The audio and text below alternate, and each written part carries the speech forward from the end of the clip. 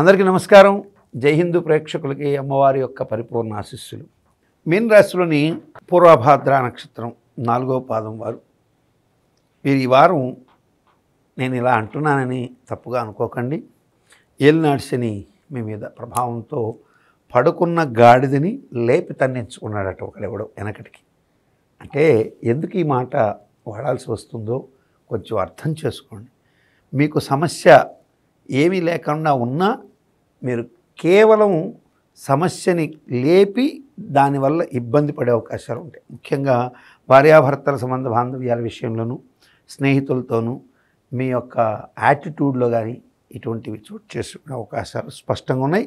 కాబట్టి ఖచ్చితంగా మీరు సమస్యని లేని సమస్యని కొత్త సమస్యని తెచ్చుకొని పడుకున్న గాడిదని లేపి తన్నించుకుని సామెత చేసుకోకుండా జాగ్రత్తగా ఉండండి. ఆర్థిక కుటుంబ ఉద్యోగం అన్నీ బాగున్నాయి, కానీ ఊరికే ఉంటే ఊరా పేరా అన్నట్టుగా కొత్త సమస్యను తెచ్చుకోవడానికి ప్రయత్నం చేస్తారు. ఈ వారం స్థిమితంగా ఉంటుంది. మీకు ఎన్ని బాధలు ఉన్నా స్థిమితంగా ఉంటుంది, కానీ మీరు స్థిమితంగా ఉండనివ్వరు గ్రహాలు. మీరు ఖచ్చితంగా ఈ వారం ఏదో ఒక అనవసరమైన వివాదంలో చిక్కుకునే అవకాశాలు ఉన్నాయి.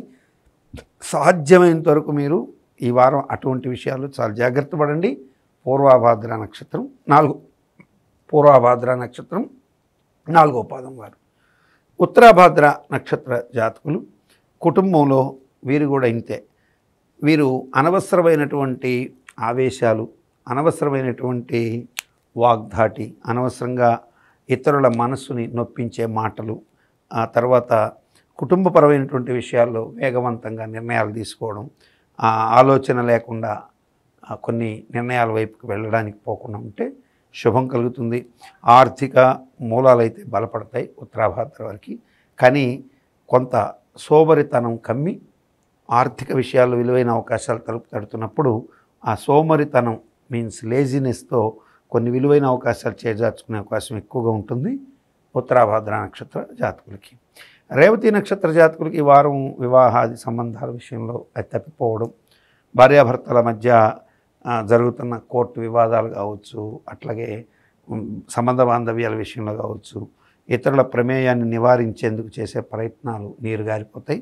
మళ్ళీ భార్యాభర్తల మధ్య సయోగ్యత కోసం మీరు చేసే ప్రయత్నాలని ముమ్మరం చేసుకుంటూ సానుకూలమైనటువంటి ప్రతిస్పందన వచ్చేంత వరకు ఎదురు చూడాల్సిన స్థితి ఎక్కువగా ఉంటుంది. ఆర్థికంగా ఈ వారం ఉద్యోగం మీద ఎక్కువగా ఫోకస్ చేస్తే, వ్యాపారం మీద ఎక్కువగా ఫోకస్ చేస్తే, అంటే ఇతర విషయాల కన్నా మీ కెరీర్ని బిల్టప్ చేసుకునే ఆర్థిక వనరుల మీద దృష్టి పెడితే రేవతి వాళ్ళు ఈ వారం అద్భుత ఫలితాలు పొందే అవకాశాలు ఎక్కువగా ఉంటాయి.